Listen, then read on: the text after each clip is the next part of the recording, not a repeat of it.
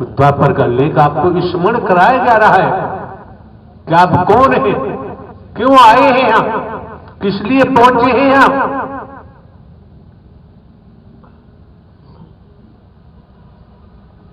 जब हनुमान जी को स्मरण कराया गया कि तुम्हारे बगैर इस रामागढ़ में कोई सागर लांग नहीं सकता। हनुमान जी को स्मरण नहीं था। जब सबने स्मरण कराया, सबसे ज्यादा जामवंत ने स्मरण कराया, तो स्मरण हुआ। हनुमान जी लेख कहता है कितने योजन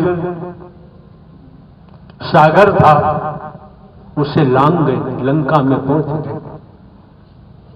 आप लोगों को कौन स्मरण करा रहा है, कौन स्मरण कराएगा। आपकी पॉकेट खाली की जा सकती है, कुछ और किया जा सकता है। यहां तो आपके कपड़ों को नहीं देखा जाता, रुपया पैसा नहीं देखा जाता, काला गोरा नहीं देखा जाता, गरीब अमीर नहीं देखा जाता, छोटा बड़ा नहीं देखा जाता। अगर गंदगी बोओगे तो डबल रूप में गंदगी झेलनी पड़ेगी। जो जिसका दायित्व बनता है ईमानदारी निष्ठा से अपनाएगा, 10 गुना लाभ होता है। अगर तोड़ेगा मरोड़ेगा गंदगी फैलाएगा तो नाश के अलावा और कुछ मिलने वाला नहीं। किसी ने मदद रानी द्रौपदी की नहीं की, ऐसा लेख कहता है। उसके बाद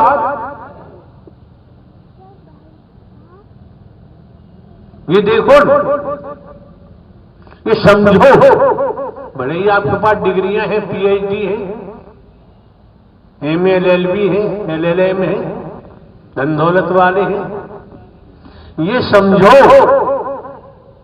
बचना है इस भवसागर से तो समझना ही पड़ेगा। किसी ने मदद द्रौपदी की नहीं की। जब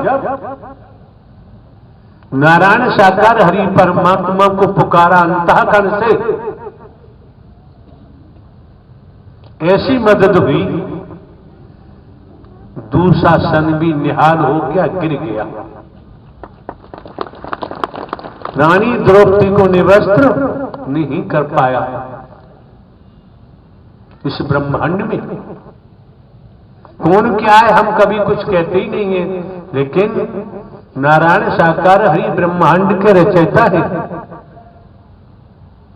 आप शंकर ब्रह्मा विष्णु राम श्री कृष्ण किसी को मानो, आपकी मर्जी, देवी दुर्गा काली जिसको मानो, लेकिन यहां से तो आवाज नारायण साकार हरि की निकली, जो ब्रह्मांड के रचयिता है, ब्रह्मांड के संचालन करता है और संहार करता भी है। और निकट भविष्य में संपूर्ण परिवर्तन होगा। कैसे होगा ये आप लोग खुद जानते हैं। कर्मों का भोग तो भोगना ही पड़ता है। 12 वर्ष इतने बलशाली महाभारत में दर्शाया है। अर्जुन ने महाभारत को जीता ऐसा बोलते हैं। ये सभी मिलकर 12 वर्ष भीख मांगकर खाते रहे, जंगलों में मारे मारे घूमते रहे। लेख कहता है 13वें वर्ष में राजा विराट, हमारा राजस्थान में अभी 2-3 साल लगातार भ्रमण रहा है। जिला अलवर के पास में ही पड़ता है राजा विराट का महल वगैरह। 1 वर्ष राजा विराट के यहां 5 पांडवों ने नौकरी की।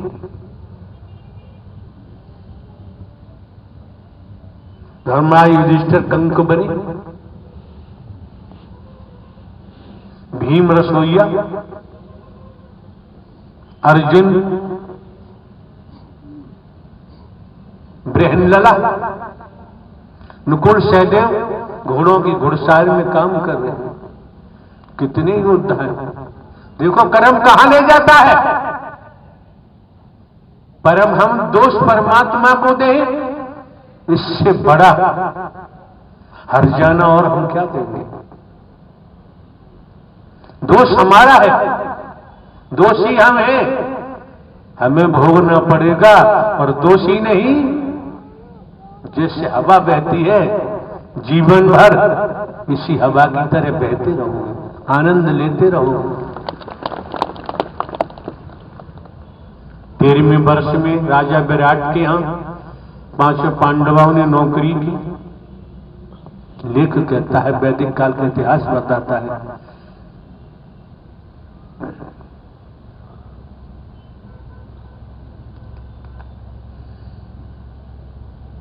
केवल हर पल हर क्षण श्री कृष्ण जी का नाम आता है। पांडवों की मदद करते रहे साथ रहकर। और कैसी पांडवों की बुद्धि खराब हुई, जुआ खेलने गए तो श्री कृष्ण का नाम भी जुबान पर नहीं आया। उसका खामियाजा देखो। अगर श्री कृष्ण को पुकारते तो जुआ खेलते ही नहीं, खेल ही नहीं पाते। 12 वर्ष भीख मांगी जंगलों में रहकर, वो बच जाता। 1 वर्ष राजा विराट के यहां नौकरी की। तो उस कर्मों का खेल तो हमारे आपके सामने है। अतीत जो भी वेद शास्त्र है, पुराण है, धर्म ग्रंथ है,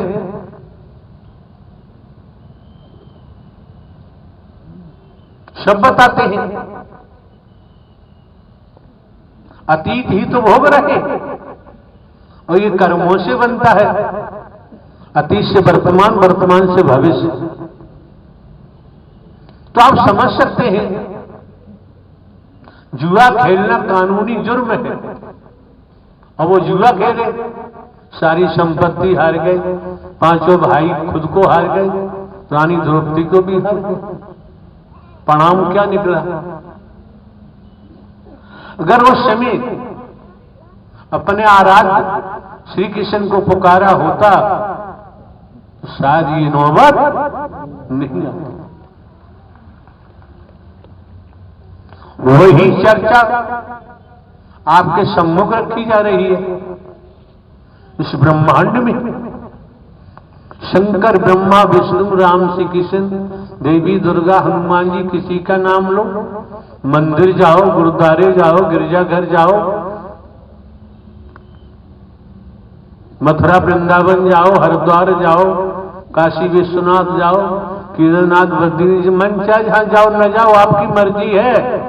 लेकिन नारायण साकार हरि परमात्मा को वचन मानकर जीवन व्यतीत करेंगे तो वचन ही वरदान बन जाता है। और वरदान में वह सब कुछ मिल जाता है जिसकी जरूरत है। ईमानदारी से मिल जाता है, वफादारी से मिल जाता है, समझदारी से मिल जाता है। तो नासमझी क्यों की जाए? इसी का परिणाम वनवास भोगने के बाद, अज्ञातवास भोगने के बाद, जब महाभारत होता है, दोनों सेनाएं आमने सामने खड़ी हैं, ऐसा वैदिक काल का इतिहास बताता है। श्री कृष्ण ने कहा होगा कि लेख की बात है, अर्जुन तेरे सामने विपक्षी फौज खड़ी है, सेना खड़ी है, बाण चला। तो अर्जुन ने कहा होगा, किस पे बाण चलाऊं? मेरे सामने मेरे चाचा, ताऊ, नाना, मामा, सगे संबंधी, बंधुजन हैं, मैं इनसे युद्ध नहीं कर सकता, मेरे अपने हैं। श्री कृष्ण ने कहा होगा, कहां थे ये सब मरे पड़े हैं, तू बाण चला। कहां मरे पड़े? अर्जुन ने जवाब दिया, कोई घोड़ों पे सवार है, कोई हाथियों पे सवार है, कोई रथ में सवार है, सबके पास शस्त्र हैं, ये मरे हुए कहां पड़े।